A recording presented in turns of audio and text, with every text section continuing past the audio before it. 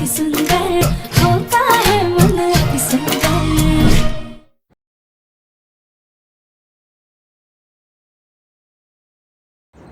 श्राद्धा, अब माँ ठीक हो रही है तो मैं भी भगवान को प्रसाद चढ़ाऊंगा।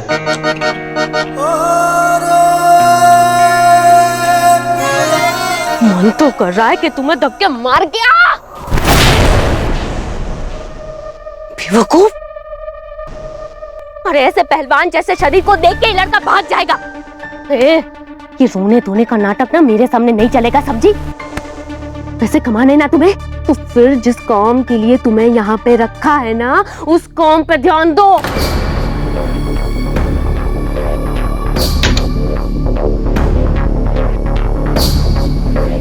ये लो एक्स्ट्रा पैसे, लेकिन एक बात याद रखना, अगली बार कोई भी गलती हुई इस घर से सीधा धक्का दूंगी। जाओ अब यहाँ से। अरे गेट लॉस्ट।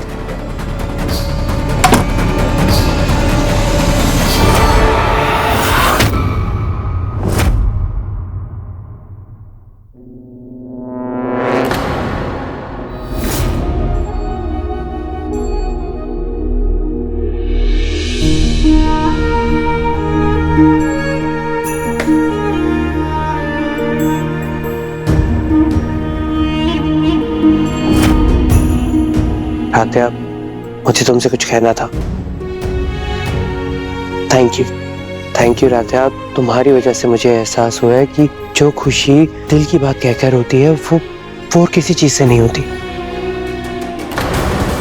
आज माँ को अपनी फीलिंग्स बताकर मुझे इतना हल्का महसूस हो रहा है, मैं तुम्हें बता भी नहीं सकता राधा। और देखो ना, माँ भी अब ठीक हो रही है। मुझे आज ये रियलाइज हुआ है कि कभी कभी ना दिल की बात कह लेनी चाहिए। प्रथम सर, लड़का हो या लड़की, दिल में जज्बात तो दोनों के ही होते हैं ना, इसीलिए दोनों को दर्द और तकलीफ होता है। लेकिन ये कहना तो गलत है ना कि लड़की रोकर अपना दिल हल्का कर सकती है और लड़के अपने आंसू छुपाकर उसे दिल में ही बैठा ले।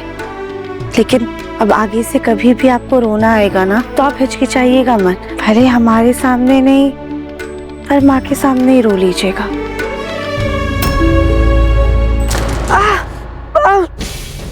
आंख में क्या राजा, आंखें मलो मत, रुको रुको रुको रुको।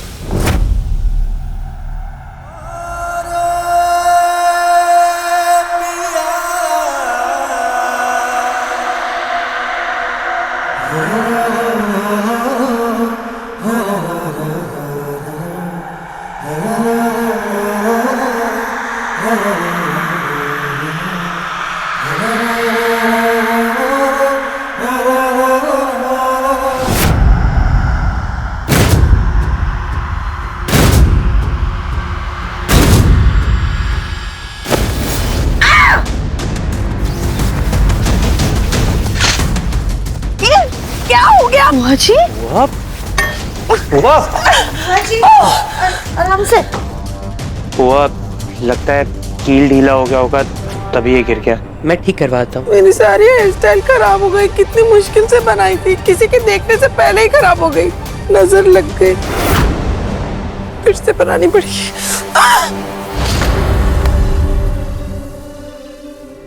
शरीर से तो तुम हो उस राधिया की ही बहन, कि जैसे उस राधिया को बात समझाना इम्पॉसिबल है, वैसे ही तुम्हें भी बात समझाना इम्पॉसिबल है।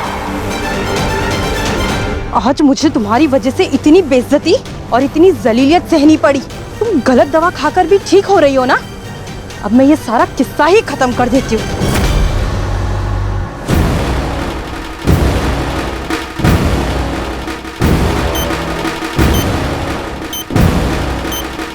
लेकिन मुझे एक बात ये समझ में नहीं आ रही है कि पानी वाले इंजेक्शन से भी तुम ठीक कैसे हो रही हो।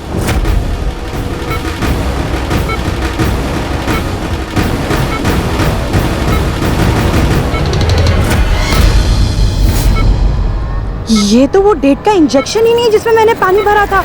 ये नई डेट का इंजेक्शन यहाँ कैसे आ गया? ये जरूर उस पद्दू राधिया का ही कारनामा होगा।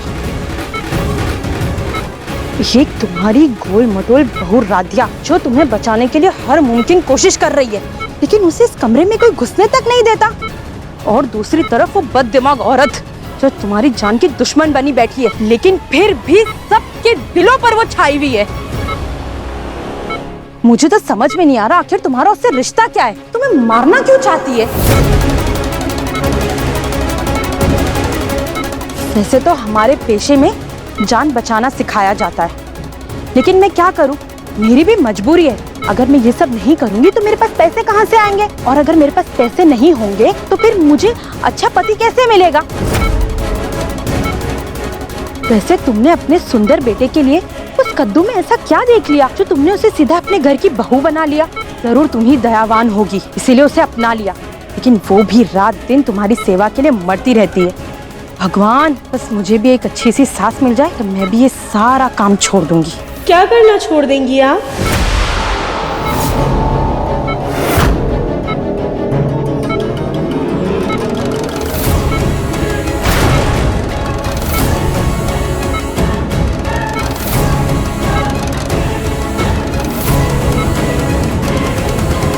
हम बस आपके लिए खाना लेकर आए थे, पर आप अभी क्या छोड़ने की बात कर रही थी? वो तो मैं नर्स का काम छोड़ने की बात कर रही थी। पर क्यों? आप तो इतना अच्छा काम कर रही हैं, और आप जानती हैं किसी बीमार की सेवा करना ना भगवान की पूजा से बढ़कर माना जाता है। हाँ हाँ, बैठे बैठे इतना अच्छा पति और इतना अगर अमीर घर मिल जाए ना तो सब ज्ञान की बातें निकल ही जाती है। और मेरे जैसे सुबह से शाम काम करना पड़े और चप्पल घिसना पड़े ना, तब पता चलता है हम जैसी शरीर वाली लड़कियों को ना कोई अच्छे से पूछता है, ना कोई देखता है, और ना ही कोई इज्जत देता है। अब बस मुझे तो पैसा कमा के ना अब एक अच्छा सा पति लाना है। खाना देने आई हो ना, दो, और अब जाओ यहाँ से। एक बात कहें, हम जानते हैं कि आप बहुत सारे पैसे कमाकर एक रिश्ता चाहती हैं, लेकिन रिश्ता पैसों से खरीदा नहीं जाता है। प्यार तो खुद ब खुद जीवन में आता है। आप बस अपना मन साफ और अच्छा रखिए। और आप इतना नेक काम कर रही हैं, हमें पूरी उम्मीद है कि आपको बहुत अच्छा जीवन साथी मिलेगा, जो आपको आपके शरीर के लिए नहीं बल्कि आपके मन के लिए प्यार करेगा। हम आपके लिए कुछ लाए हैं।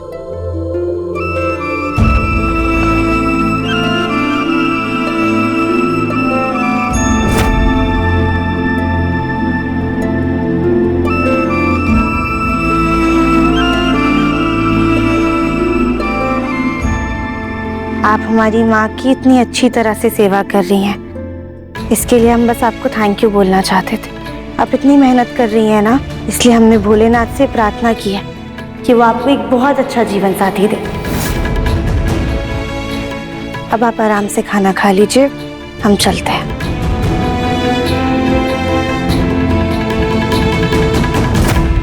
मैं जब से यहाँ आई हूँ सबने सिर्फ मुझसे मतलब के लिए ही बात की है। मेरे दिल की बात को समझना तो दूर, मुझे सीधे मुंह देखा तक नहीं किसी ने, लेकिन आज आपकी बहू ने तो मेरा दिल ही छू लिया।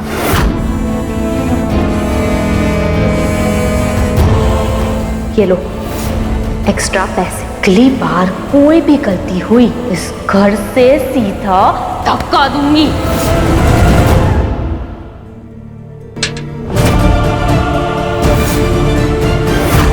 हमने भोलेनाथ से प्रार्थना की है कि वो आपको एक बहुत अच्छा जीवन साथी दे। अब मैं आपको सही वाला ही इंजेक्शन लगाऊंगी।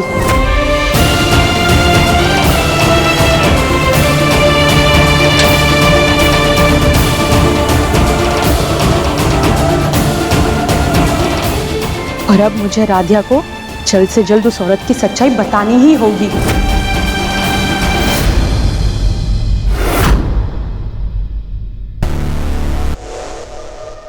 राधिया, मुझे तुमसे कुछ बात करनी है। जी बोलिए। पर यहाँ नहीं, कहीं और चलते हैं। ऐसी भी क्या बात है जो आपको अकेले में बात करनी है? वो बात यह है कि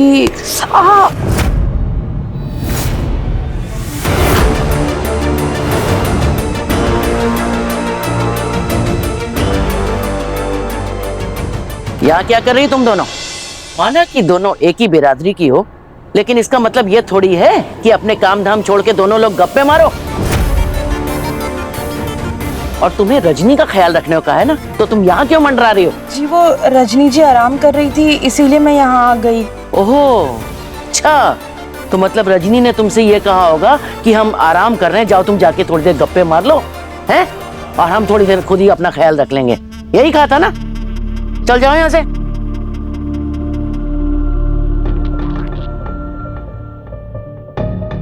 और तुम ये लो, ये बैंगन लाए हैं हम, यही बनेगा आज, काटो इसको।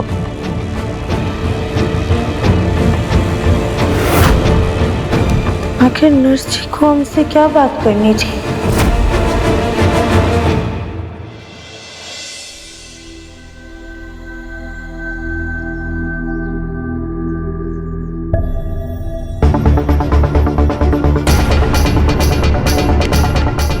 राध्या, मुझे शाम में 5 बजे स्टडी रूम में मिलना, कुछ जरूरी काम है तुमसे।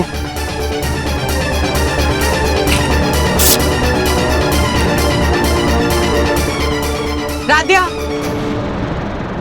जी बुआ जी। ये सारा काम छोड़ो और मेरे साथ चलो। पहले मेरे बालों में ये हेयर कलर लगाओ, पीछे के बालों तक मेरा हाथ नहीं पहुंचता, और मेरा एक भी सफेद बाल दिखा तो कोई लड़का मुझे पसंद नहीं करेगा और मेरी शादी नहीं होगी। चलो। अब बुआ जी ये काम करके अरे वो सब छोड़ो, काम बाद में कर लेना, और पहले मेरा काम करो।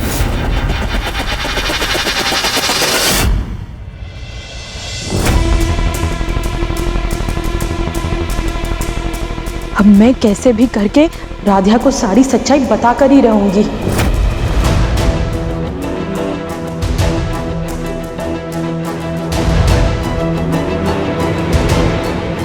बेटा, तुम क्या ये पेपर अपनी चाची को दे दोगी प्लीज? ओके।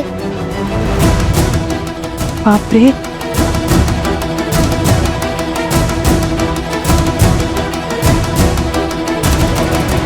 चाची, ये आपके लिए।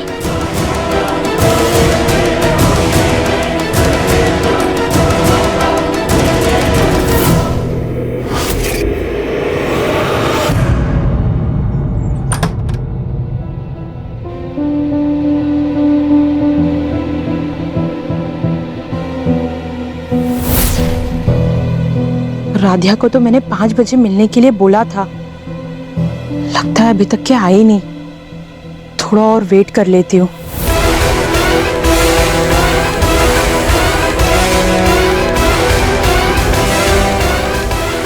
राधिया, तुम यहाँ हो?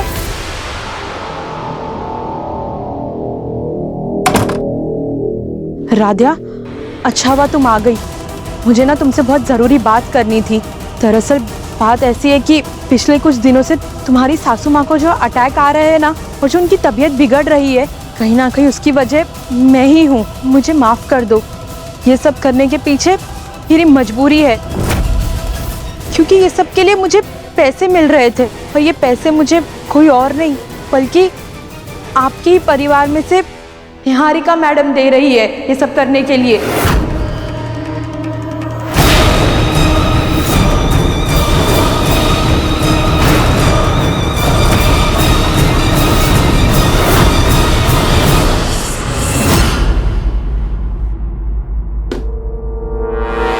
नर्स इस बुलबुल को क्या दे रही है?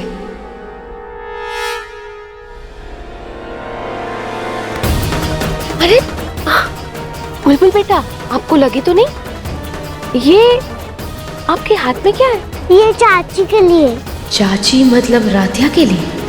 बुलबुल बेटा, अगर आप ये पेपर मुझे दोगे ना, तो मैं आपको ब्यूटीफुल सा मेकअप कर दूंगी और ऐसे बाल भी कर्ल्स कर दूंगी, फिर आप बिल्कुल परी जैसी खूबसूरत लगेंगी।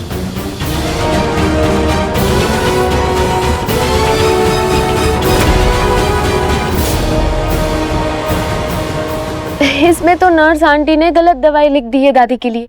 1 मिनट, मैं सही करके देती हूँ, ठीक है?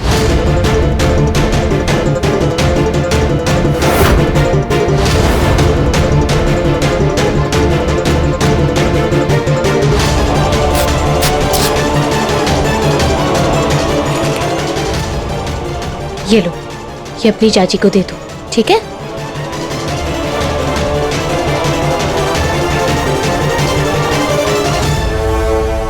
चाची, ये आपके लिए।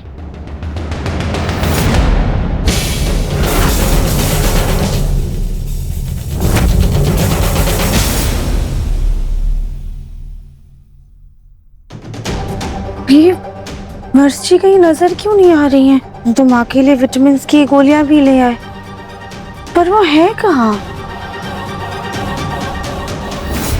तो अब तुम्हारे इतने पर निकला है कि मेरा सच उस राधिया को बताओगी? वो ऐसा नहीं है मैडम। ऐसा नहीं है तो कैसा है? ये तो देखा था कि खरबूजा दूसरे खरबूजे को देख के अपना रंग बदलता है, लेकिन एक फुटबॉल दूसरी फुटबॉल को देख के इरादा बदल दे, ये तो पहली बार देखा मैंने। तुम्हें तो मैं अब बताती हूँ। रुको रुको। कमाल है ये नर्स जी भी, पता नहीं कहाँ चली गई हैं। शायद वॉशरूम में होंगी। हम ये दवा खुद माँ के कमरे में रख देते हैं।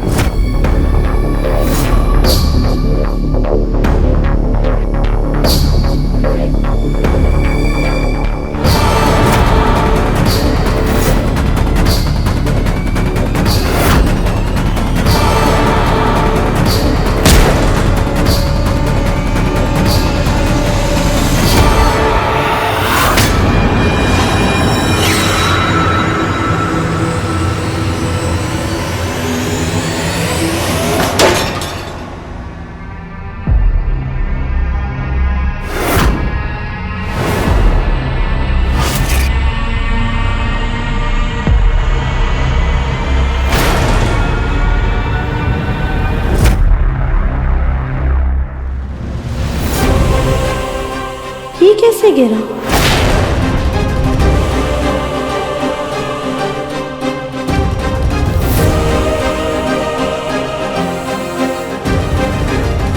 शायद हवा से गिर गया होगा।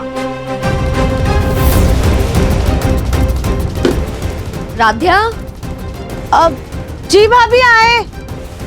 एक काम करते हैं, जल्दी से दवाई माँ के कमरे में रख देते हैं। वो राधिया कम पड़ रही थी क्या कि अब ये फुटबॉल भी मेरे रास्ते का कांटा बन गई है? इसका कुछ तो करना पड़ेगा। भगवान कितनी बारी है, क्यों खाती है ये भगवान।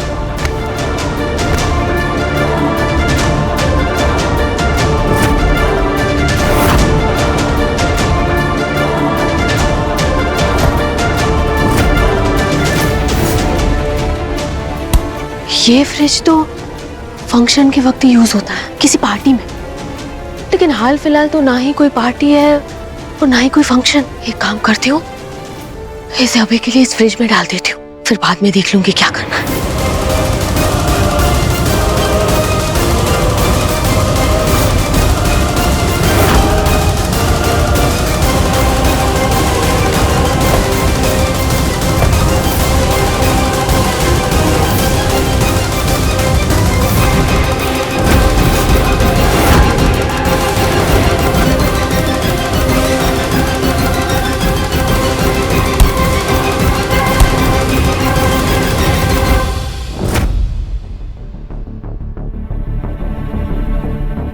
ये नर्स जी अभी तक कमरे में क्यों नहीं आई? वो माँ को ऐसे अकेला छोड़कर कहाँ चली गई हैं? हम एक बार घर में सबसे पूछते हैं, शायद किसी को बता कर गई हूँ। माँ, हम अभी आए।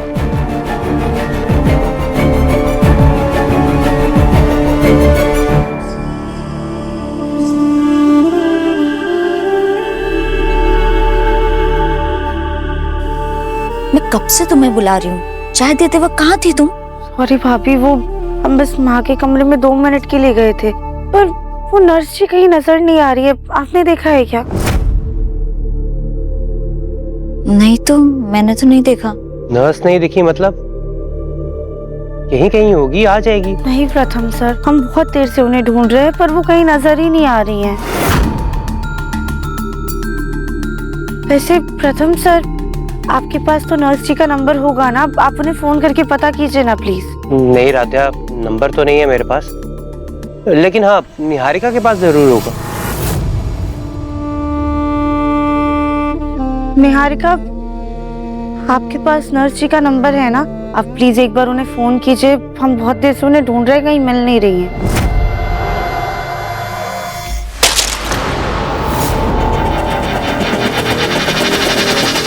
बस चुप।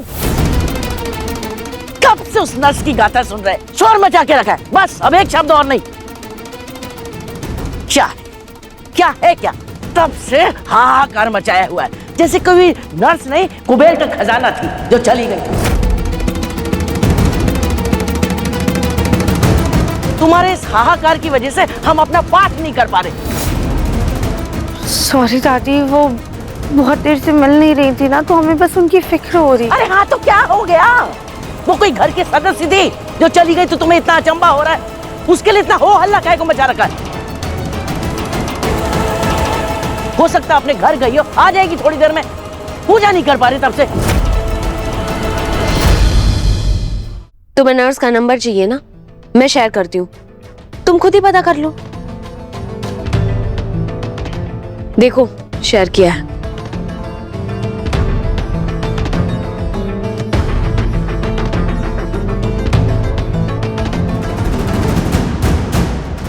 वो फोन नहीं उठा रही हैं।